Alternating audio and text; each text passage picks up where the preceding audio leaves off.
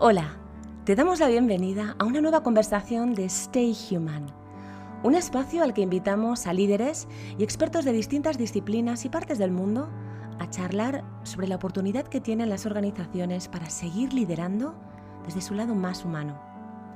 Stay Human es un llamamiento impulsado por Picnic, LIC y DDB para instar a las organizaciones a que sigan siendo tan humanas como han demostrado que son capaces de ser. Empezamos.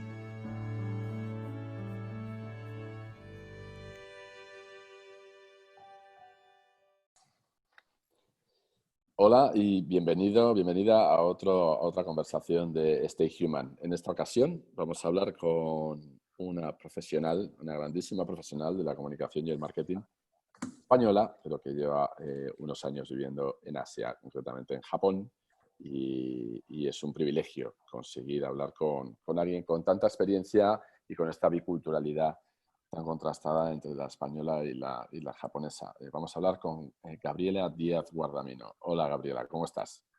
¿Qué tal? Encantada de estar aquí. Bien, muy bien. Buenas tardes para ti. Sé que es tarde, te agradecemos muchísimo que has hecho un hueco para hablar con el equipo de Stay Human. Y antes de arrancar, aunque seguramente muchos ya conoceréis a Gabriela, simplemente Gabriela es una persona absolutamente apasionada por el mundo de las marcas. Estuvo 25 años en el mundo de la publicidad, desde la agencia Lintas, mítica agencia Lintas en Madrid, y también en París, donde trabajó en demás oficinas para clientes como Unilever, o BBVA o Renault. Y en el 99 empezó a trabajar en una marca que todos los que nos digamos a esto miramos como IKEA, una marca tremendamente consecuente, con un propósito clarísimo y que se demuestra en épocas de crisis y no crisis. Y de eso hablaremos. En el 99 empezó en IKEA España, donde ascendió a directora de marketing en el 2008, de IKEA Ibérica. Y en el 2017 se trasladó a Japón. Después de bastantes años en España en la marca, decide irse a Japón como CMO en IKEA Japón y finalmente se posiciona como directora comercial de IKEA Japón en febrero del 2019. Es la posición que ocupa hoy, con un objetivo realmente de transformar el negocio en un país bastante complicado para marcas extranjeras. Hay muy pocas compañías extranjeras que han conseguido triunfar y establecerse en Japón, pues Starbucks, McDonald's y demás. Pero muchísimas otras han tenido que abandonar tras haberlo intentado. Marcas que han conseguido instalarse en otras culturas no lo han conseguido en Japón. Las diferencias culturales, las preferencias del consumo local, muchísimas razones han hecho que muchísimas marcas se hayan tenido que ir. De hecho, IKEA lo ha intentado 2 veces hasta que llegó a la actual, ¿no? Intentó entrar en el país 2 veces. Y es un país, imagínense lo complicado y lo competitivo que es, ¿no? Un país de 127 millones de habitantes, y con esa extensión, esta marca solo tiene entre 9 y 10 tiendas, ¿no? Y que cuesta, ¿no? Tiene un market share y un profit comparado con otros mercados más bajo. Entonces, claramente es un reto trabajar para una compañía tan grande, pero extranjera, en un mercado como el japonés es un reto. Entonces, tener la posibilidad de hablar con Gabriela sobre esto nos va a ayudar muchísimo a entender cómo las compañías, tanto las locales como las suyas, están liderando poniendo a las personas en el centro. Vais a escucharlo, pero Gabriela es una auténtica apasionada. Vais a escuchar su pasión absoluta por el mundo del retail, la estrategia, la creatividad y sobre todo por las marcas. Una persona absolutamente curiosa, siempre enfocada muchísimo en los resultados. Y yo lo he visto, tuve la oportunidad hace años de trabajar con ella y es una persona que realmente crece el negocio centrado en las personas. Tiene las personas siempre en el centro a la hora de tomar cualquier decisión.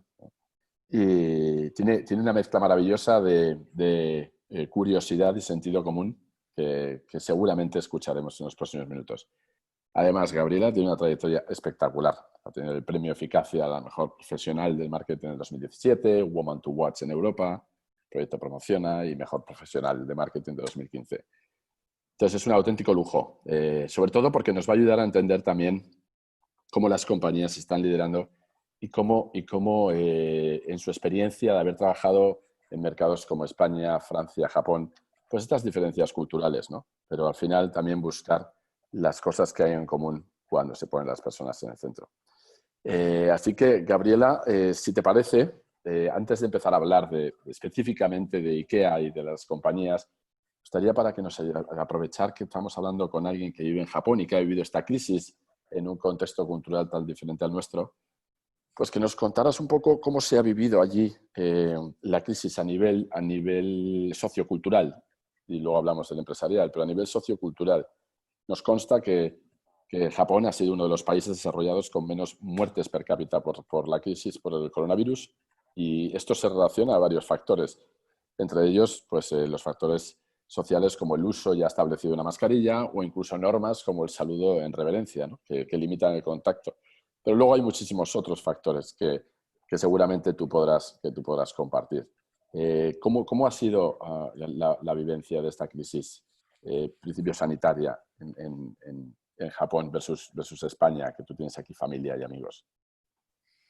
Pues la verdad que en Japón la crisis yo creo que empezó antes que en Europa, o sea, empezó en enero, ya por estar muy cerca de China y luego por el crucero, por el Diamond Princess, que bueno, pues estuvo atracado en Yokohama. Ahí, entonces, efectivamente, yo creo que es muy curioso porque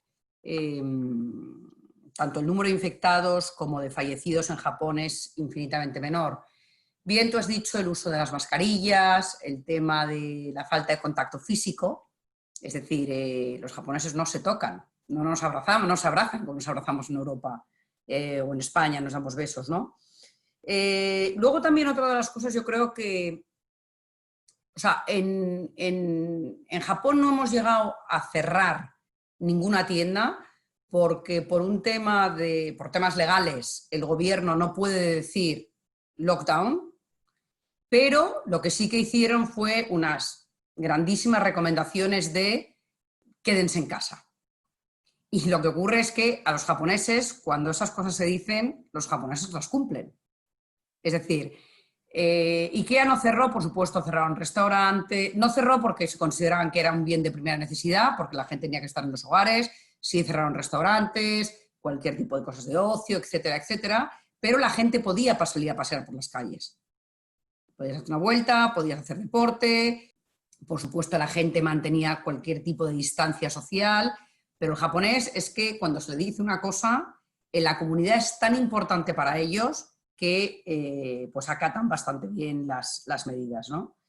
Luego, por la parte, yo creo que es que las medidas se tomaron muy pronto, las medidas de seguridad. Es decir, yo creo que el riesgo era tan grande al ser un país con un número de habitantes tan grande, 127 millones, que es que no había hospitales en el caso de que la cosa saliese de madre. Por lo tanto, yo creo que eso también ha ayudado mucho.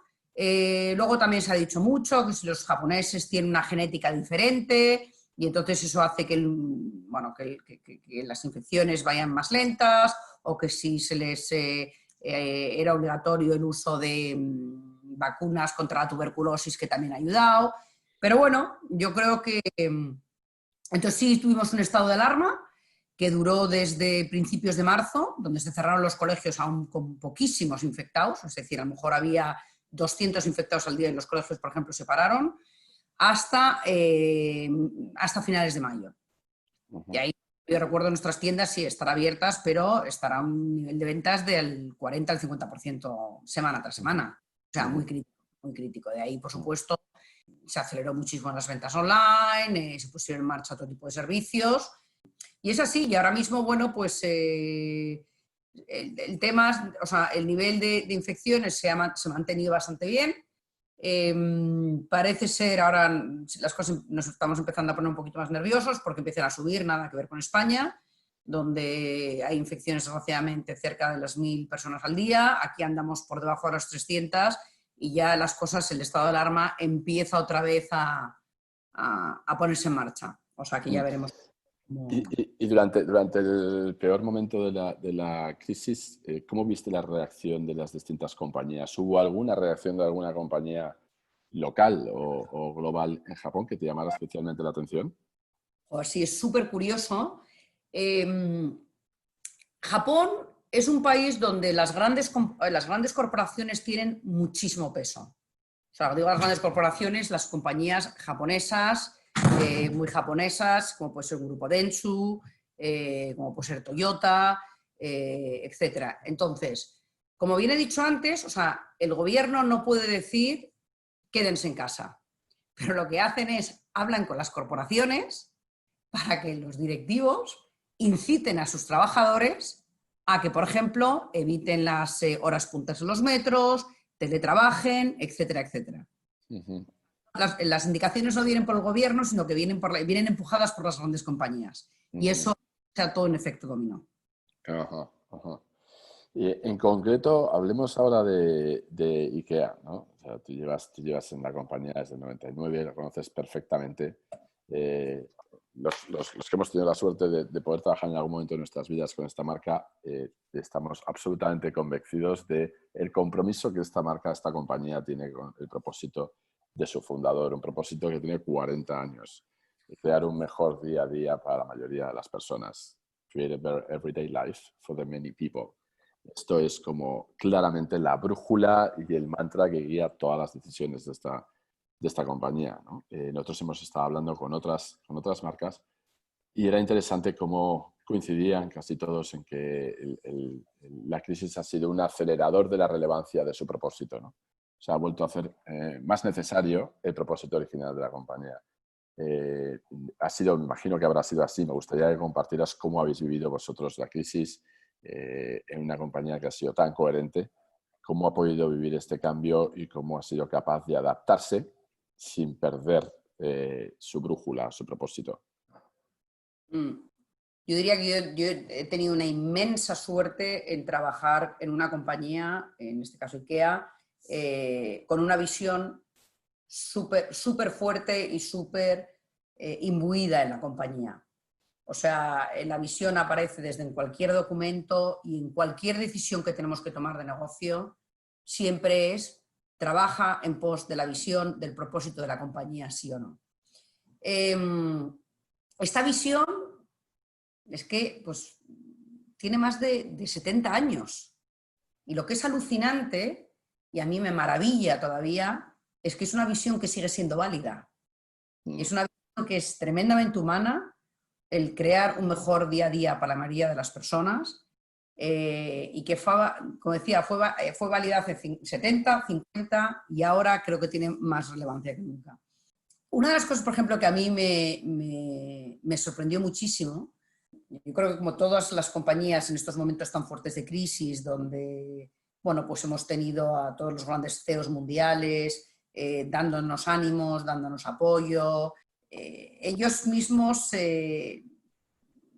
bueno, pues compartían con nosotros cuáles habían sido sus momentos de incertidumbre, de miedo, cómo lo habían solucionado y dónde ellos encontraban la respuesta. Y es volviendo otra vez a la visión de la compañía para lo que hemos nacido y en nuestros propios valores, que nuestros propios valores no es otra forma de cómo debemos de hacer las cosas. Entonces, yo creo que eso en IKEA siempre ha sido súper relevante, pero diría ahora más que nunca. Y la verdad que está bien, o sea, ayer mismo, ¿no? Me estaba leyendo el Testamento Invar Kamprad, que es un librito que todos te dan cuando entras a la compañía, donde veías a Jesper Brodin, que es el CEO mundial, o a Juvencio Maezu, que es el director financiero mundial, que es español, decía, joder, cuando yo tenía 250 tiendas de 355 tiendas cerradas, como diciendo, es que puedo cerrar la compañía en cualquier momento, lo que hice fue volver al Testamento Invar Kamprad y ahí es donde encontré todas las respuestas. Te das cuenta también que las marcas, joder, yo creo que ahora tienen que ser más humanas que nunca. O sea, IKEA es una marca tremendamente humana, pero yo creo que en momentos de crisis como ahora, yo creo que no cabe discusión, ¿no? Sí. Nosotros hemos visto, por lo menos en España, gestos de humanidad desde la compañía para la que trabajas, desde IKEA, en España, más allá de educando desde los primeros días sobre las medidas sanitarias, donando productos de primera necesidad a los hospitales y residencias, ¿no? Bueno, colaborando con otras organizaciones y marcas para encontrar maneras de seguir acercando sus productos a personas, con una propuesta de win-win, como es el caso de Just Eat y IKEA durante la crisis, o incluso también repensando la utilidad de algunos de sus productos y servicios, ¿no? Entonces, incluso además es una de las pocas compañías que hemos visto que ha devuelto en ejercicio de transparencia y honestidad las ayudas recibidas para poder cubrir el ERTE, al que se acogieron en su primer momento, viendo que al final el negocio no se había resentido tanto, ¿no? Hemos visto cosas, aparte de lo básico de garantizar la seguridad en tiendas y demás, hemos visto una reacción muy coherente y con mucho compromiso, ¿no? Y esto es lo que hemos visto nosotros por fuera. Estoy convencido que esto también se ha visto en otros mercados, pero esto es el resultado de haber tenido un liderazgo humano interno. Es muy difícil tener una postura humana externa tan sólida sin que internamente se esté gestionando con el mismo nivel de humanidad. ¿Nos podrías contar un poco cómo se ha gestionado internamente este nivel de humanidad demostrada externamente, cómo se ha vivido internamente durante la crisis?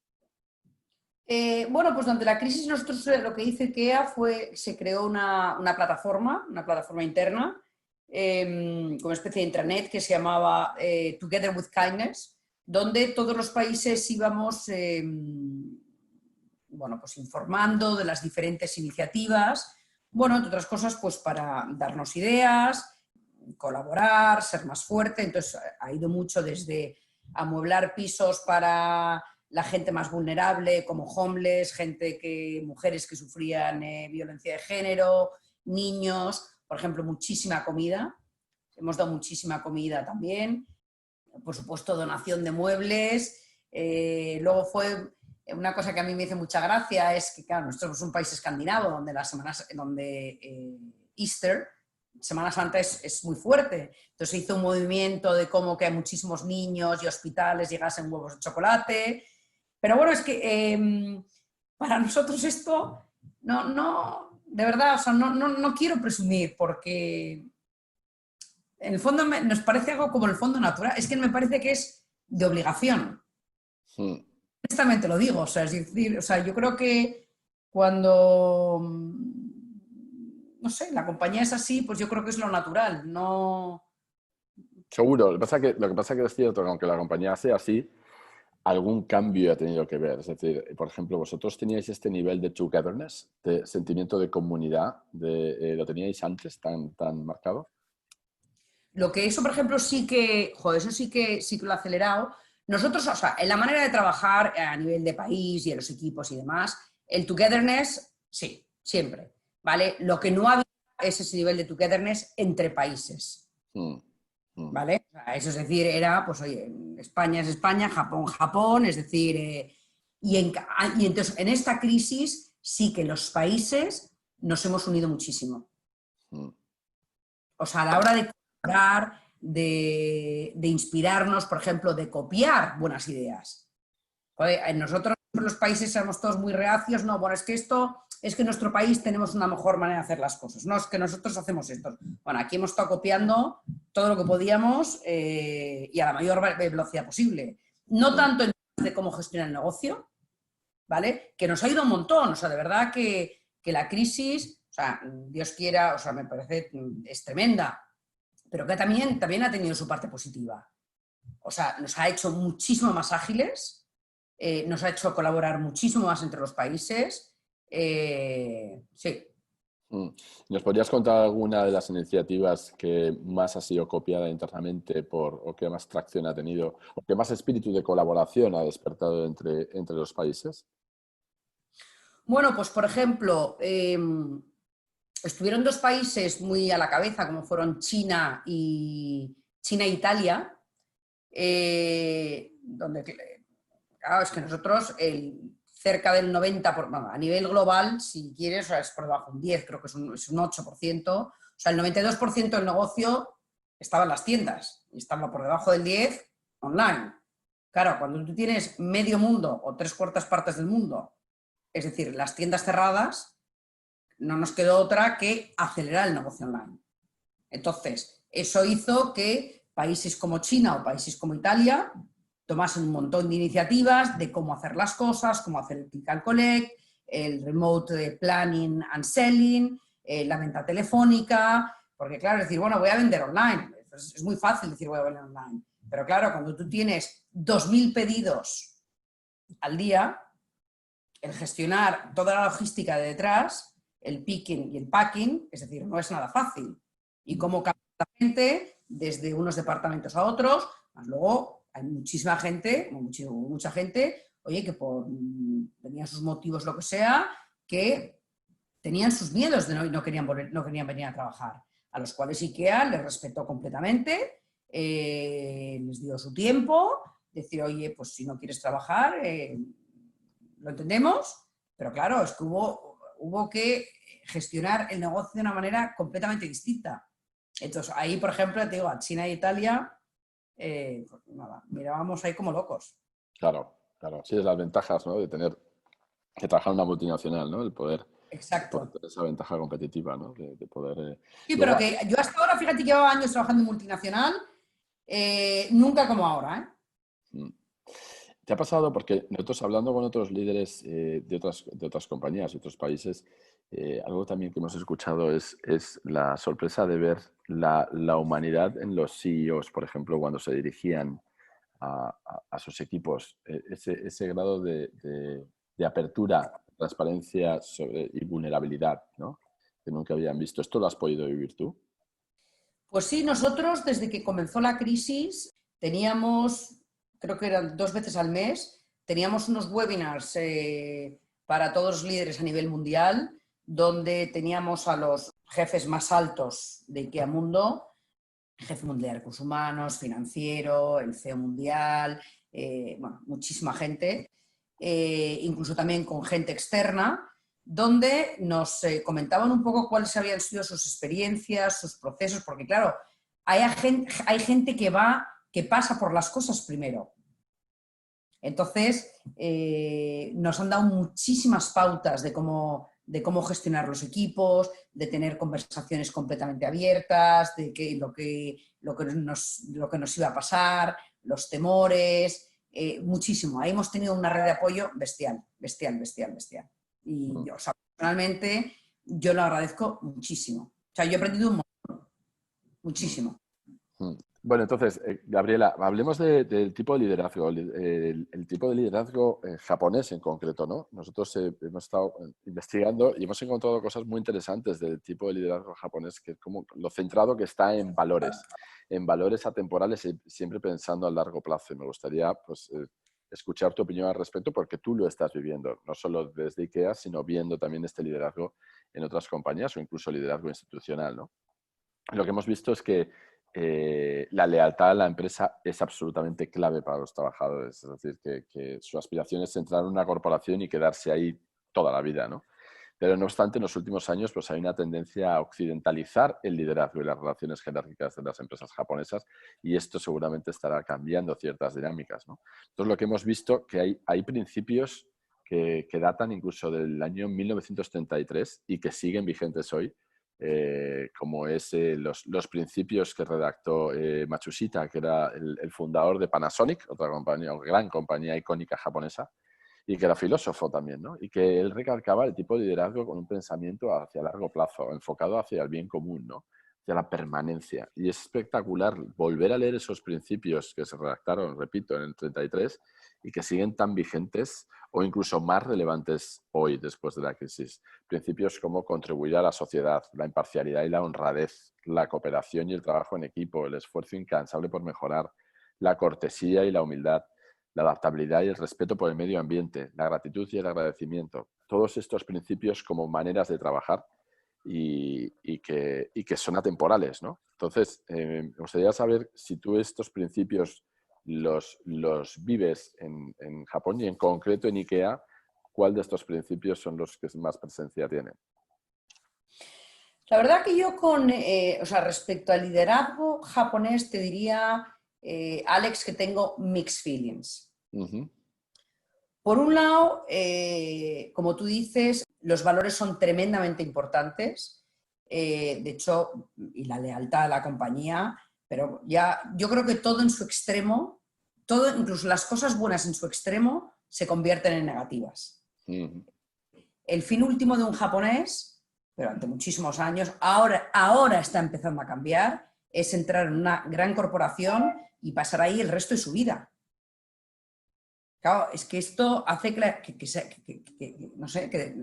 se desarrollen muy poco. Entonces, la lealtad, los valores, sí. Por otra parte, es una cultura muy jerárquica. Entonces, sí existe la relación de mentor, pero el empleado, el subordinado, que equivocarse. Entonces, son cosas, por ejemplo, que yo considero que tienen que cambiar. Luego sí, es verdad que, claro, como la gente trabaja durante tantos años ante la compañía, esa relación de mentor existe, pero luego es muy gracioso porque hay como dos relaciones, una dentro de la compañía y otra fuera de la compañía. Es decir, las long working hours, que es famoso en Japón, donde la gente trabaja 14 horas, bueno, pues partes en la oficina y partes fuera de la oficina.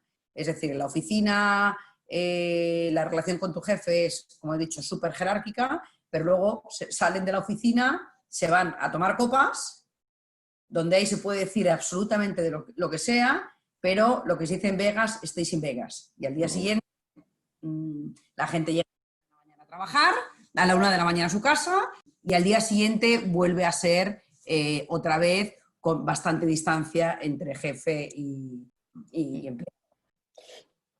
Sí. Pero todas estas dinámicas culturales que hay entre jefe y empleado y demás, con lo que ha vivido ahora el mundo, con lo que ha vivido Japón y cómo se ha vivido dentro de la compañía, ¿crees que va a haber cambios hacia un acercamiento, hacia un liderazgo más humano, no solo hacia los empleados, sino empleados, consumidores, sociedad, proveedores, inversores? Esto, ¿cuál es tu sensación? ¿Hay una oportunidad de evolucionar hacia algo que sea más cercano, más humano, donde haya más empatía, se abrace más la diversidad, se abrace más la colaboración? ¿Cómo lo ves?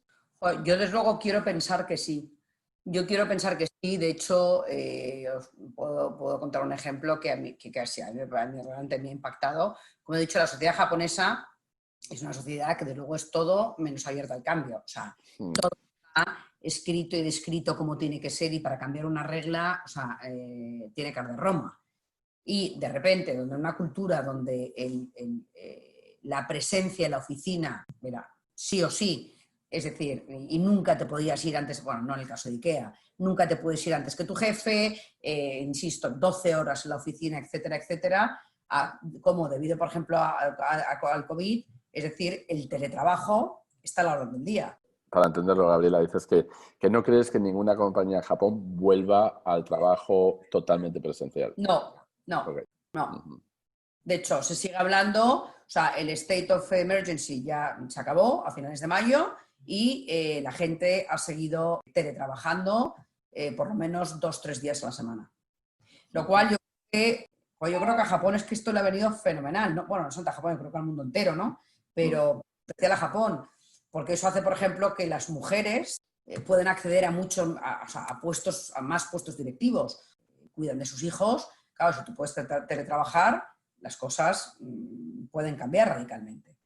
Yo creo que podemos hablar de dos cosas. La cultura japonesa en las compañías, los valores, es algo tremendamente importante, no solo entre las compañías, sino también en la sociedad. De hecho, es una sociedad que tiene muchísimas tradiciones.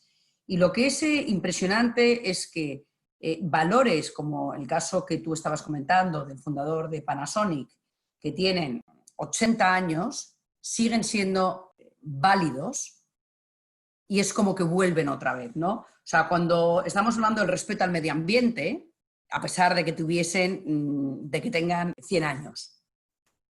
Yo creo que es lo que hace también que la gente esté mucho tiempo en las compañías y la gente se sienta bien. El grupo, la comunidad es tremendamente importante para los japoneses. El sentirse bien dentro del grupo. Y de ahí el que tienen también esos valores tan importantes como la cortesía, la humildad, la gratitud, la imparcialidad, etcétera, al contribuir a la sociedad. Creo que antes hablamos también de una sociedad que es un país que tiene muchísimos desastres naturales. Yo creo que cuando hay desastres naturales es que las diferencias se acortan. Es decir, todos somos iguales. Yo creo que en el COVID esto también lo hemos visto en todo el mundo.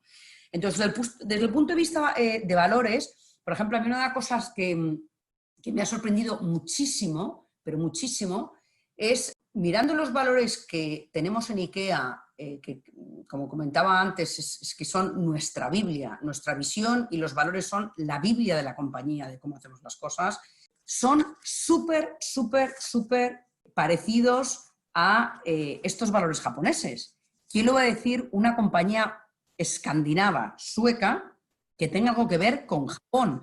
Yo no sé si es porque el fundador de IKEA o el fundador de Panasonic, es decir, eran contemporáneos, pero, por ejemplo, si yo menciono uno de nuestros valores que joder, lo tenemos súper presente, que es el togetherness, que es cómo trabajamos, donde todo el mundo es importante, donde todo el mundo contamos con que todo el mundo puede contribuir, no importa la posición, no importa quién seas, la humildad, por ejemplo, el respeto, apoyamos muchísimo la diversidad, la igualdad, etcétera. Es que eso es también, o sea, eso es, el togetherness es muy parecido al tema de Japón, ¿no? Por ejemplo, como decían, o sea, tú comentabas antes los valores del fundador de Panasonic, que es el respeto por el medio ambiente. En IKEA tenemos el impacto positivo en People and Planet. O sea, nosotros sabemos que tenemos un impacto en el planeta por los muebles que producimos. No solamente tenemos la obligación de repararlos, sino de dar soluciones por encima de esos problemas, incluso generar movimientos. ¿Qué más? Por ejemplo, otro de los valores que me ha hecho mucha gracia, que coinciden IKEA con valores japoneses, ¿no? Es, tú mencionabas cómo era el esfuerzo incansable por mejorar. En IKEA tenemos el renew and improve. Cualquier cosa que podemos hacer hoy puede ser mejorada mañana. Hay una frase que a mí me encanta de nuestro fundador, que es happiness is being on the way. Esa es una manera de hacer las cosas que yo creo que también se parece mucho a la manera de hacer las cosas en Japón.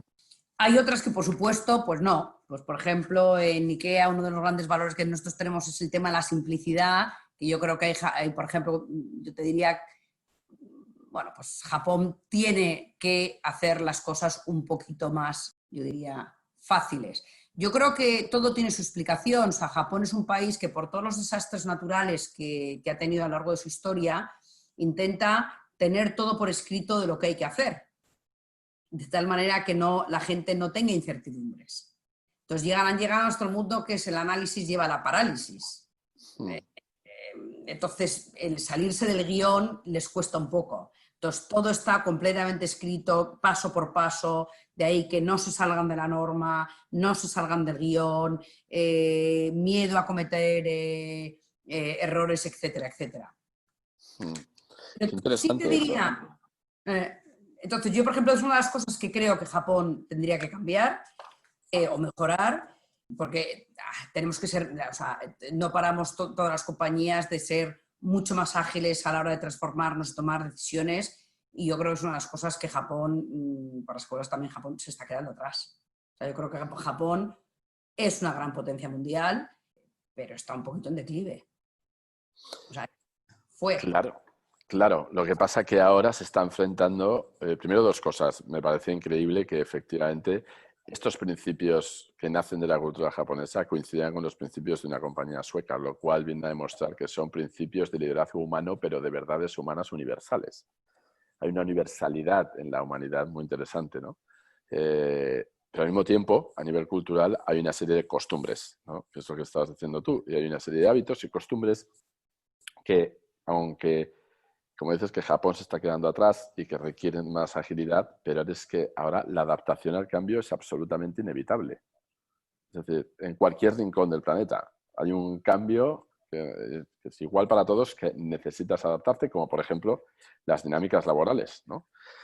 El teletrabajo. A nosotros nos consta que el teletrabajo también ha llegado a Japón, ¿no? Y que no solo en otros países más, ¿no? O sea, en Europa, perdón, en otras regiones más. En Europa hay un grandísimo porcentaje de gente que ya se va a quedar teletrabajando y que el 95% de las empresas afirma que adoptarán nuevos modelos, pero incluso en Japón también hay casi un 50% de personas que han experimentado el teletrabajo. Esto es un cambio ágil de adaptación al cambio brutal que nunca antes había vivido una sociedad como Japón, ¿no? ¿Esto es una oportunidad de demostrar más agilidad en el país?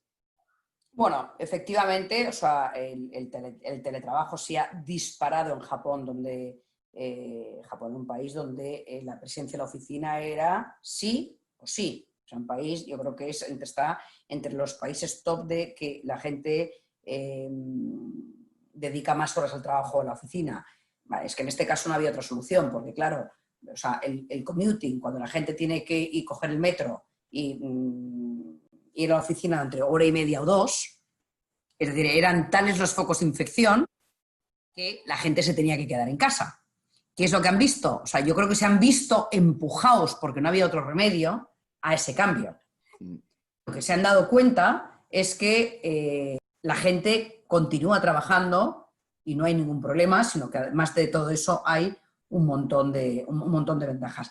Es verdad que también yo creo que una de las cosas que me hace gracia, ¿no? que veo un poco similares en Japón y en Suecia, es que Suecia es una sociedad tremendamente democrática, donde la opinión de todo el mundo es importante. Japón es donde la comunidad y el grupo es súper importante también. Es decir, en Japón el jefe toma muy pocas decisiones. La manera de tomar decisiones es la gente se empieza a alinear desde abajo de tal manera que al jefe ya se lo llega todo hecho y es el que toma el riesgo. Pero ese alignment entre todos, yo creo que es bastante similar en Suecia y en Japón, y es yo creo que también lo que hace que quizás las compañías o la manera de trabajar sea un poco más humanos. El tema del teletrabajo, como te decía Alex, es decir, en este caso ha sido empujado. De cara a los cambios, a ver, estaba pensando ahora, no es que en Japón no se produzcan cambios, que se producen, pero menos. Lo que pasa es que en la manera en que se producen es muy distinto. O sea, su manera de tomar decisiones, como decía, es todos se tienen que alinear y estar de acuerdo. Entonces, eso lleva mucho tiempo en arrancar las decisiones o en arrancar las iniciativas.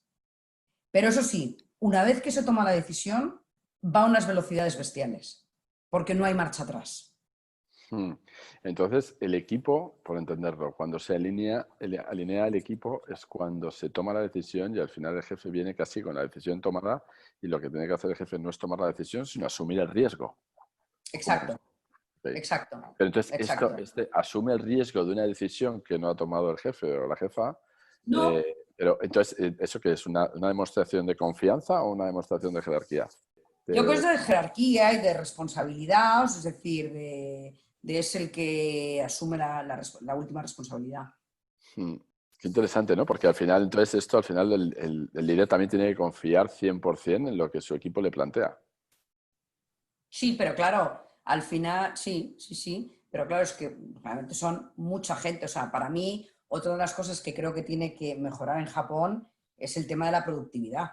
Claro, es que si tú tienes a 30 personas para tomar decisiones que la podrían tomar 5, Claro. Probablemente se equivocan menos, porque tienes 30 puntos de vista. Claro. Muchísimos más datos. Entonces yo creo que son las formas de trabajar en Japón, donde por supuesto el detalle del dato, que nada falta, etcétera, etcétera. Sí, pero no, es una compañía es un país que toma muy pocos riesgos. Claro, a día de hoy es que yo creo que antes las cosas eran más predecibles, es que a día de hoy no lo son. Claro, claro. Todos estos valores que hemos estado hablando, Gabriela, de tipo de liderazgo, ¿no? hacia la empatía y la autoexigencia y la colaboración y la gratitud, todos estos en un entorno, estos valores que, como bien decías tú, tienen casi 80 años, en un entorno donde la flexibilidad va a ser fundamental, donde la adaptación al cambio, donde incluso el cambio de modelo de negocio hacia el e-commerce, ¿no? donde el comercio online va a primar por encima del comercio físico, donde hay muchísimos cambios que va a haber también la sostenibilidad, ¿no? Cómo al final también va a ser prioritario en la agenda. ¿Cómo vamos a ser capaces de navegar todo este contexto sin perder estos valores? Bueno, es que yo creo que son dos cosas distintas.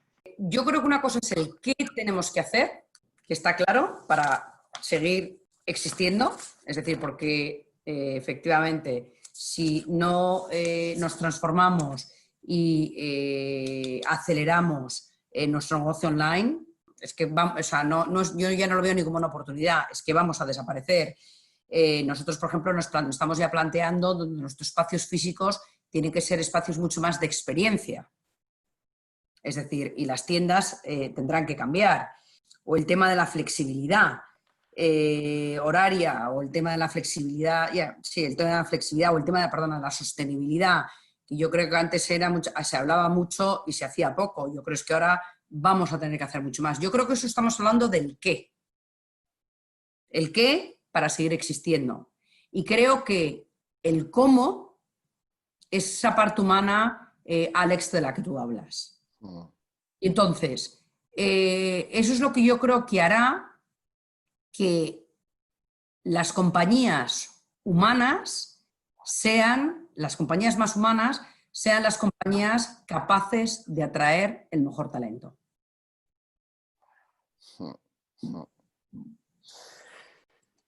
¿Y cómo definirías tú una compañía humana más allá del trato a los empleados?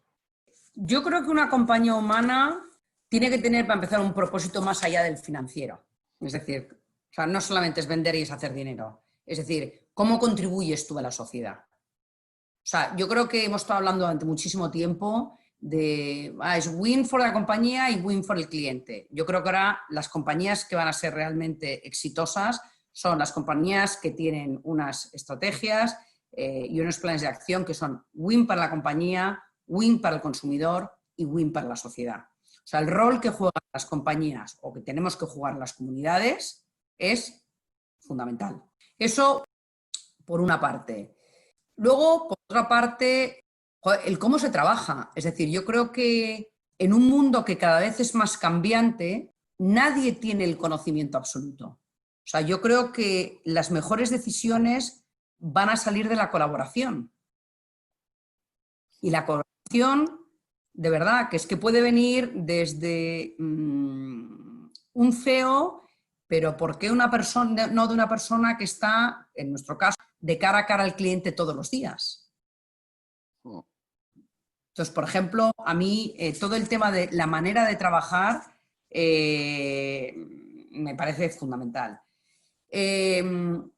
Luego, como te decía, no solamente por el tema de sostenibilidad, sino todo el tema también de las personas, ¿no? Y después, además, todo de qué ha pasado, después lo que ha pasado ahora con el COVID, yo creo que a todo el mundo le apetece mucho más trabajar con compañías que se preocupan por sus comunidades, que ayudan, por ejemplo, me da igual, desde generar plataformas para que la gente tenga mejor empleabilidad. O, por ejemplo, nosotros ya estamos hablando de cómo podemos dar o generar más negocio en nuestras pequeñas comunidades, no solamente en productos o la compra de material, sino, por ejemplo, en servicios. La parte de servicios, si nosotros la pudiésemos localizar, es un poco hacia dónde vamos. Eso es, por ejemplo, es otra de las maneras, por ejemplo, de ser también marcas mucho más humanas. Otra manera, me parece, ¿no? Estoy pensando, o sea, yo creo que o sea, yo soy creyente total en que todo el mundo tiene la capacidad de crecer, pero yo creo que muchas veces las compañías a la gente no se le da la oportunidad. Entonces, es decir, como delegando muchas más responsabilidades a la gente que quiere crecer, es otras maneras de ser más humana. O sea, para nosotros desarrollar a gente, por ejemplo, es fundamental. O sea, yo creo que es una obligación que nosotros tenemos con los empleados. Es otra manera, me parece. No es solamente el tema del resultado. Yo creo que también lo has dicho al principio, y al principio de enumerar esta lista, lo que hace una compañía más humana, que creo que está en la esencia de todo, ¿no? Que es tener un propósito claro más allá de hacer negocio. Nosotros siempre decimos en Picnic, ¿no? Que al final el propósito es aceptar que tienes que aportar valor más allá de los productos que vendes, pero aportar valor en la vida de las personas, ¿no? Que solo existir para vender es copiable. Existe para Total, vender es efímero, ¿no? Y no tiene esa total, parte tan bonita que hemos hablado antes del long term, ¿no? Del pensamiento a largo plazo, de la ambición a total. largo plazo, de la ambición hacia el bien común, hacia el dejar un legado, ¿no? Que no solo es vender un producto. Y ahí esto siempre ha sido relevante, pero ahora estamos viendo que es más relevante que nunca. Pero no solo Total. relevante para diferenciarte del competidor, sino para sobrevivir entre la incertidumbre, ¿no? Total. Es una oportunidad para muchísimas compañías que las que se están adaptando lo están haciendo pues como la vuestra, poniendo a las personas en el centro, ¿no? Poniendo a las personas en el centro de cualquier decisión. Las personas, quiero decir, empleados, consumidores, sociedad, proveedores e incluso inversores, en muchos casos, ¿no? Eh, Pues sí, por el otro día, por ejemplo, leí una noticia que me quedé, la verdad que me gustó muchísimo, donde compañías que tienen, o sea, que trabajan mejor todo el tema de la responsabilidad social, estaba subiendo su cotización en el stock market. sí, Digo, sí, pues, sí, totalmente. Última pregunta, Gabriela, que es que además hablar contigo es un lujo y entonces quiero aprovechar. Última pregunta. Una compañía que realmente existe para crear un mejor día a día para la mayoría de las personas y que se dedica a facilitar ese mejor día a día, sobre todo en el entorno del hogar o en el entorno físico, hogar, oficina, ¿cómo puedes seguir creando un mejor día a día para la mayoría de las personas que están viviendo tanto cambio? De estas personas que están viviendo un cambio, que su hogar se está resignificando, que su oficina se está resignificando. ¿Cómo vais a conseguir crear un mejor día a día en esta nueva realidad, en este nuevo entorno, donde la casa y la oficina significan algo radicalmente distinto? bueno, es que ahí te puedo contestar tanto a corto debido a tanto a corto, pero yo creo que es más interesante a medio plazo, ¿no? Porque dices, vale, como una visión, un propósito que tiene tantísimos años, sigue siendo válido, pero tiene significados diferentes, ¿vale? Cuando nació IKEA tenía un significado que era crear un mejor día a día, ofreciendo muebles de diseño, funcionales, de calidad, tal, a un muy bajo precio. A día de hoy, por ejemplo, eso ha evolucionado, ¿vale? Y es, por ejemplo, cómo cuando decimos crear un mejor día a día a las personas, por ejemplo, ahora estamos mucho con cómo podemos, nuestro reto es que en menos en 8 años, una cosa así, más de 1 billón de personas tengan acceso, o sea, más de 1.000 millones de personas, perdón, lo he dicho en inglés, más de 1.000 millones Sí. de personas tengan acceso a una vida sostenible en el hogar. Wow. Y eso es vendiendo productos mucho más sostenibles, a través de la economía circular, etcétera, etcétera. Mm, mm. Qué reto, qué gran reto y qué responsabilidad y qué oportunidad ser el principal democratizador del bienestar, ¿no? Que es lo que sois, al fin y al cabo, ¿no? Joder. Y sobre todo ahora, que el bienestar se está redefiniendo. Pero sabes que realmente tener un propósito tan claro que no cambia, es que al final el reto es cómo consigues contemporizar su relevancia según pasan los años. Y que signifiques cosas distintas, pero eso no quiere decir que cambie, ¿no? Y eso es, por la suerte de trabajar en una compañía que lo tenía tan claro desde el principio. Pero Pues esto que sí. has contado, que incluso marcaros hitos con números, con KPIs tan claros, y que has dicho también la palabra clave, que es dar acceso, ¿no? No es conseguir que todo el mundo lo tenga, sino que todo el mundo pueda acceder a eso. Y eso es maravilloso. Y vamos, estamos deseando ver todos esos cambios. Gabriela, aquí es alguien de los que te están escuchando, que la mayoría están en España, en Latinoamérica o en Estados Unidos. ¿Quieres decir un último mensaje? de la oportunidad de lo que nos viene y cómo podemos seguir todos liderando desde nuestro lado más humano, independientemente de nuestra posición. Me encantaría animaros a todos aquellos que me estáis escuchando. Yo creo que los que trabajáis en una compañía humana sabéis los beneficios que reporta, y los que quizás no tengáis la suerte de trabajar en una compañía aún todavía tan humana, de verdad quiero compartir con vosotros mi convencimiento de que los beneficios vienen. O sea, yo creo que IKEA en ese sentido lo ha demostrado. Sí que vienen. De hecho en nuestra web de Stay Human tenemos un post que habla de pasar del Return on Investment, del ROI, al Return on Humanity, ROH. Como el tener un liderazgo más humano tiene un gran retorno, pero quizá no tan inmediato, pero sí más sostenible, ¿no? Gabriela, millones de gracias por tu tiempo. Estamos deseando verte por Madrid cuando te dejen volar Sí. y espero que disfrutes tus vacaciones. Te agradezco muchísimo. Enhorabuena por todo el trabajo que estés haciendo y por hacer crecer una marca tan potente en un mercado tan complicado y tan competitivo como es Japón. Enhorabuena y millones de gracias. A mí me gustaría, de verdad, daros las gracias a vosotros, y más que dar las gracias, la enhorabuena, por este movimiento que estáis creando, Stay Human, de cómo estáis identificando a gente para empoderar a otras compañías que hagan lo mismo. Me parece maravilloso. Muchísimas gracias. Maravilloso. De verdad que yo no tengo mérito, o sea, el mérito de verdad que lo tenéis vosotros, y una gran contribución a la sociedad. O sea, que de verdad, millones de gracias. A ti por participar en la conversación y hacer que esta conversación sea cada vez más enriquecedora para todos. Muchísimas gracias, Gabriela. Un beso muy fuerte. Un abrazo a todos. Chao. Esta ha sido nuestra conversación Stay Human de hoy. Esperamos que te haya resultado tan inspiradora como a nosotros mantenerla. No te pierdas todas las novedades y nuevas conversaciones que iremos lanzando en los próximos días desde stayhuman.es. Mientras tanto, Stay Human. Sigamos liderando desde nuestro lado más humano.